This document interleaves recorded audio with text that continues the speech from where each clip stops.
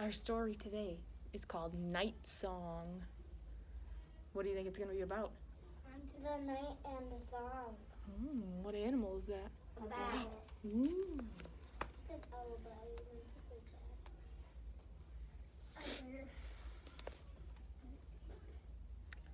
The sun had set and the shadows, it's hard to read on the blacks, clinging to the walls of the cave began to wake and whisper.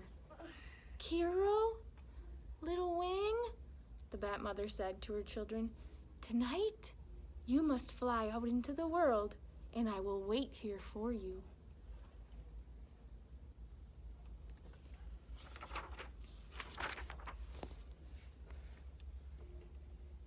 But the night is dark, Mama. Darker than the moth's dark eyes. Darker even than the water before dawn, the little bat exclaimed, twitching his ears, this way and that. I know, whispered his mother, and when it is that dark outside, I cannot always see. Cairo admitted, stretching his wings. There are other ways to see, she told him, other ways to help you make your way into the world. How? Use your good sense. What is sense? The little bat asked.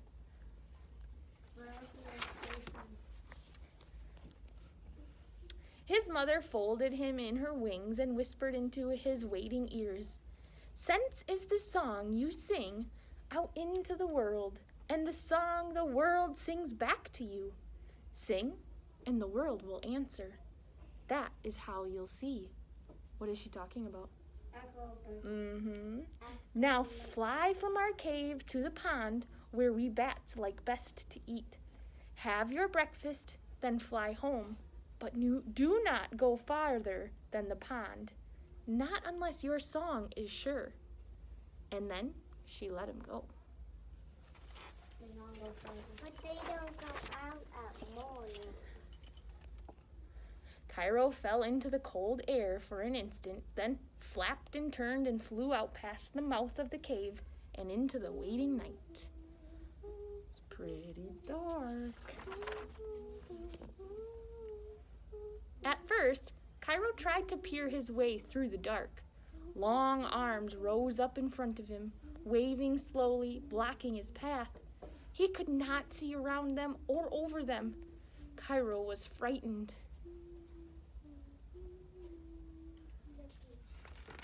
What do you think it is? Is it a hand? No, it's a tree. It's a tree. But he remembered. Oh, shh, our voices are quiet. He remembered his mother's bright words. Use your good sense. Cairo began to sing, softly at first. What does it sing? I don't know, it doesn't say. But then, more surely, his song flew ahead of him, and soon he could hear something singing back. Tall trees called out to him, chanted the lengths of their long branches and the girths of their rough trunks. Gleefully, he flew through the woods, past pines, over maples, and away.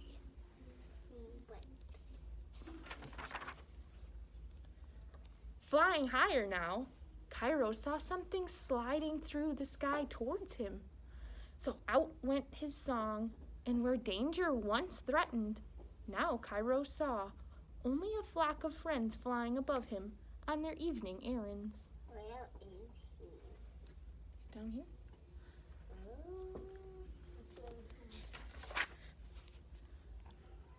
As he flew farther, Cairo heard strange sounds, lines of noise, 1,000 voices buzzing from one end of the sky to the other. For just a moment, Cairo didn't know what to do or which way to go. But he followed his own song. In the sky behind him flowed a river of whispers fading away. The pond was just ahead.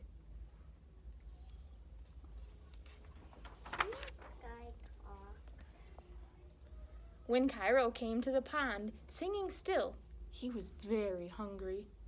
All the night creatures were there above the reeds, thousands of tiny, flying, tasty things, each one humming a different tune.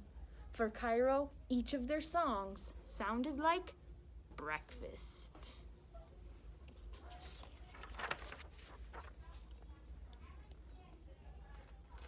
Cairo ate well that night.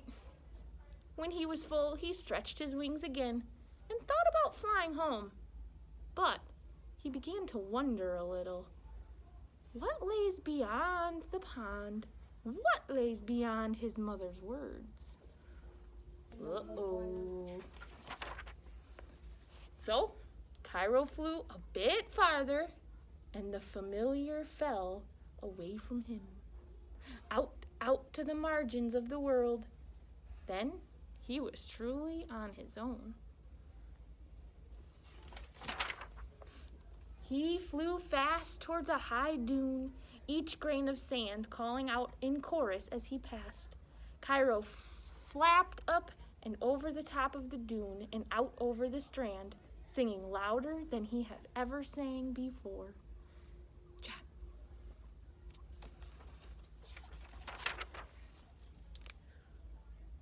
Out went his song over the dark water, then again and again, each wave on the ocean rising up to greet him, each splash of the sea, foam becoming kin to him.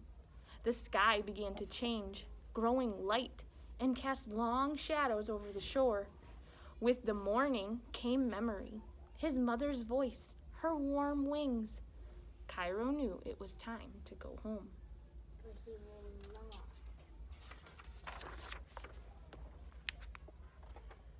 Flying higher than he'd ever flown, Cairo began to sing. Listening, listening, the music of the land rose up in all of its many textures, each tree, each cliff, each place he'd passed, until finally the song of home added its voice to the others. His cave called out from the blanketing shrubs and pillows of moss at its mouth, and Cairo followed that familiar sound back into the sheltering earth. Did he find his way back home? Mm-hmm. He did.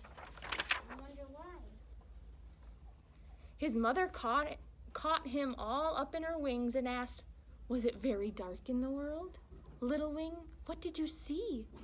"Why, Mama," Cairo said, laughing, "it was very, very dark." "And I saw everything." Then he yawned, turned his head into the warmth of her body, letting the rising sun quiet song carry him, lull him, and sing him to sleep. Why is he sleeping? It's morning. It's not.